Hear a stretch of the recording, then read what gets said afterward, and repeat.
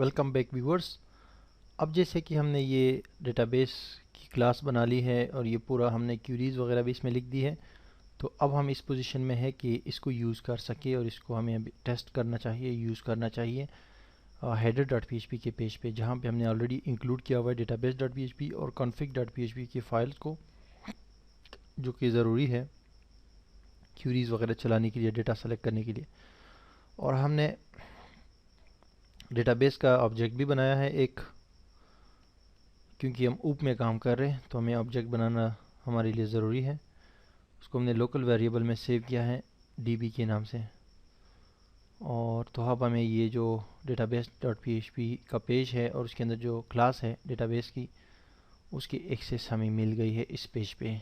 और यहाँ पर हम वो डेटा हमारे पास जो टेबल में है वो हम डिस्प्ले कर सकते हैं। तो फर्स्ट ऑफ ऑल हमें क्या करना पड़ेगा, हमें एक क्यूरी वेरिएबल लिखना पड़ेगा जो कि हम पास करेंगे दूसरे पेज को, जहाँ पे हमने बताया हुआ है कि एक वेरिएबल रिसीव होगा क्लास के अंदर। जो हमारे पास मेथड है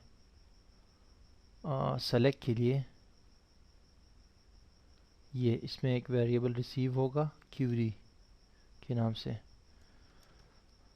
ये आगे हम पास करेंगे, लेकिन पहले इसमें हम कुछ डेटा स्टोर करेंगे। जो क्यूरी हम लिखेंगे basically select all from post, ठीक है। पोस्ट के टेबल से हम सारा सेलेक्ट करेंगे और ऑर्डर बाय आईडी, ठीक है, order by ID DESC, descending. तो इसका मतलब ये होता है, वैसे तो क्यूरी यहाँ तक होती है सेलेक्ट ऑल फ्रॉम पोस्ट, ये पोस्ट हमारा टेबल का नाम है, लेकिन ऑर्डर बाय आईडी DESC हम इसलिए करते हैं कि हमें जो आखिर में हमने इंसर्ट की है पोस्ट अपने टेबल के अंदर, वो सबसे टॉप पे डिस्प्ले हो हमारे पेज पे, ठीक है, जहाँ पे हम डिस्प्ले करेंगे इसको। अब नेक्स्ट क्या है कि हम एक और लोकल वेरिएबल पोस्ट के नाम से बनाते हैं और इसको इक्वल करते हैं db, और ये एरो बनाएंगे और क्यूरी लिखेंगे, ठीक है। क्यूरी का क्यूरी नहीं लिखेंगे, सेलेक्ट लिखेंगे, क्योंकि सेलेक्ट वहाँ पे हमने फंक्शन दिया है और इसमें हम पास करेंगे क्यूरी को, इस क्यूरी को, ठीक है। इसमें इसको पास कर दिया यहाँ पे, ये वहाँ पे लेकर जाएगा क्लास में, डेटाबेस की क्लास में। वहाँ पे हमारे पास मेथड है सेलेक्ट के नाम से, जिसमें हमने कहा हुआ है कि क्यूरी रन होनी चाहिए।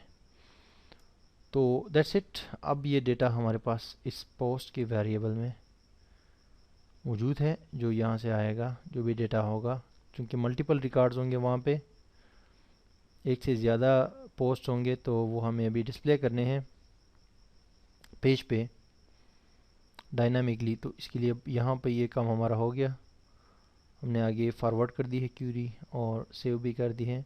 अब यहाँ पे नीचे आके जहाँ पे ये पोस्ट की जो ये डेमो कंटेंट है बेसिकली, इसकी मैं बात कर रहा हूँ, जो हमने बूटस्ट्रैप का ये टेम्पलेट लिया था, उसमें ये डिफ़ॉल्ट कंटेंट थे, तो इसको हम अपने डायनामिक कंटेंट से चेंज करेंगे, जो कि हमारे टेबल के अंदर है।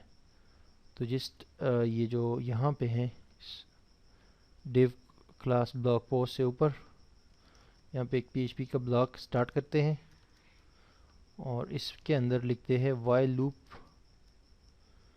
और वाइल लूप के अंदर जो है वेरिएबल क्रिएट करते हैं रो के नाम से, इसको इक्वल करेंगे पोस्ट के वेरिएबल की, और फिर यहाँ पे एक और एरो लगा देंगे पोस्ट, और फिर डैश और ये ग्रेटर देन का साइन जो एरो बनता है, फिर यहाँ लिख देंगे फेच अंडरस्कोर एरे, ये एक फंक्शन है। तो ये हमें एरे बना देगा इन तमाम पोस्ट की जितने भी वहाँ पे डेटा है, तो वन बाय वन पर हम डेटा यहाँ से एक्सेस कर सकते हैं। और यहाँ पर हम वाइल लूप को ब्रेक कर देंगे ये कॉलन की मदद से, क्योंकि हमें इस कर्ली ब्रैकेट्स लगाने पड़ेंगे यहाँ पर भी, और एंड में उसको क्लोज भी करना पड़ेगा, लेकिन उससे अच्छा तरीका ये है कि आप यहाँ पे कॉलन लगाओ। तो यहाँ पे आपने वाइल लूप को यहीं पे रोक दिया और इसको जहाँ पे एंड करना चाहते हो वहाँ पे एंड कर दिया, जिससे कि हम नीचे यहाँ पे आके एंड वाइल लिख देंगे तो ये एंड हो जाएगा। अब बीच में जहाँ पे हम डेटा डिस्प्ले करना चाहते हैं वो कर सकते हैं। तो सबसे पहले हमारे पास ये ब्लॉग पोस्ट टाइटल है, ठीक है। ये CSS की स्टाइलिंग वगैरह अपनी जगह रहेगी, सिर्फ हमारा डायनामिक कंटेंट यहाँ पे आ जाएगा। तो इस डेमो जो डिफ़ॉल्ट कंटेंट है सिंपल ब्लॉग पोस्ट, इसको ख़त्म करके यहाँ पे PHP की मदद से एको करेंगे जो रो का हमारा वेरिएबल है, ये वाला वाइल लूप के अंदर, जो कि डेटा रिपीट करेगा बेसिकली जितना भी रिकॉर्ड्स होंगे वहाँ पे। तो इसमें हम टाइटल लिख देंगे। टाइटल मींस जो हमारे टेबल के अंदर हमारे पास टाइटल है, और टाइटल है हमारे पास पोस्ट का।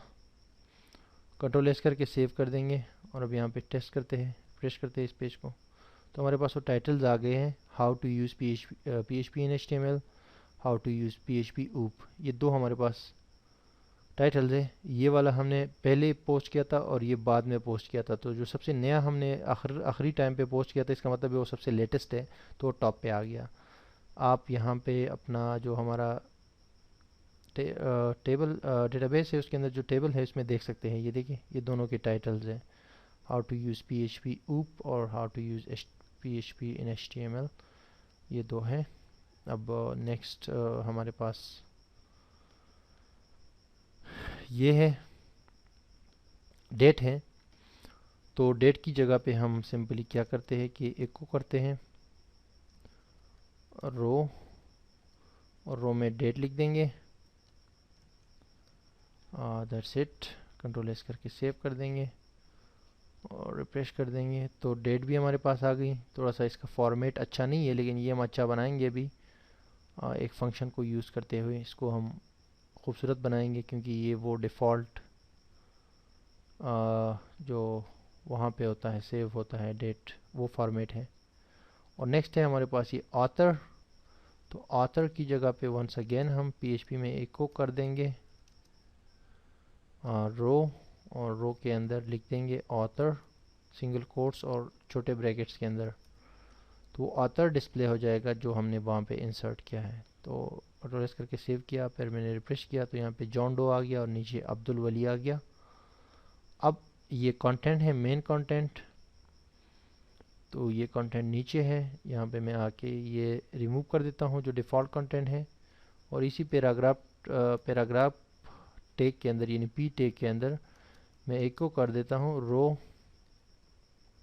कंटेंट को, जो कि हमारे पास टेबल के अंदर कॉलम का नाम है। कंट्रोल एस करके सेव करता हूँ और रिफ्रेश करूँगा तो यहाँ पे कंटेंट भी आ जाएगा। पहले वाले पोस्ट का अलग है, दूसरे वाले पोस्ट का अलग है।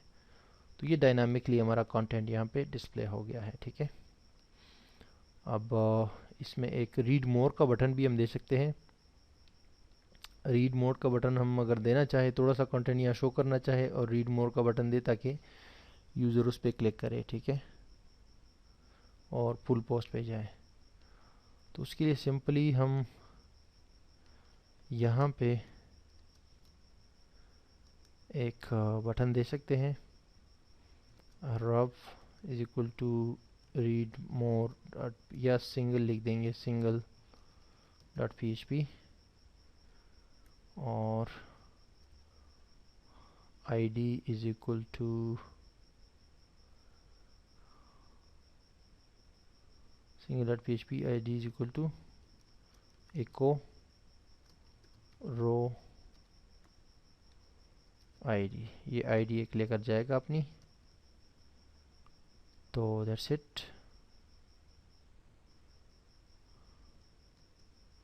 यहाँ पे हम लिख देंगे रीड मोर, और इसको हम थोड़ा सा स्टाइल करेंगे वहाँ पे CSS में। इसको एक क्लास देते हैं रीड मोर के नाम से। कंट्रोल एस करके सेव करते हैं, और अब जब रिफ्रेश करेंगे हम, यहाँ पे रीड मोर आ जाएगा, लेकिन इसको हम थोड़ा सा स्टाइल अप करेंगे। और ये जो कंटेंट है इसको हम वो कर सकते हैं, इस पर एक फंक्शन हम यूज़ कर सकते हैं, सब स्ट्रिंग के नाम से एक फंक्शन है, सब str के नाम से, ठीक है। ये फंक्शन हम यहाँ पे यूज़ कर सकते हैं, और इसमें हम लिख देंगे 0 to 200 करेक्टर्स हमें चाहिए, बाकी जो है हम रीड मोर पे देखेंगे।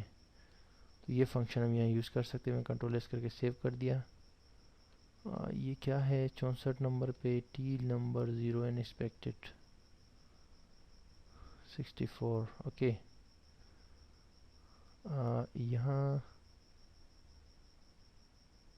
अच्छा, ये यहाँ पे एक कॉलन लगाना पड़ेगा, ओ सॉरी, एक कॉमा एक और लगाना पड़ेगा, ठीक है। 0 पे 200 फ्रेश करेंगे तो ये देखिए सिर्फ 200 करेक्टर्स यहाँ पे शो हो गए।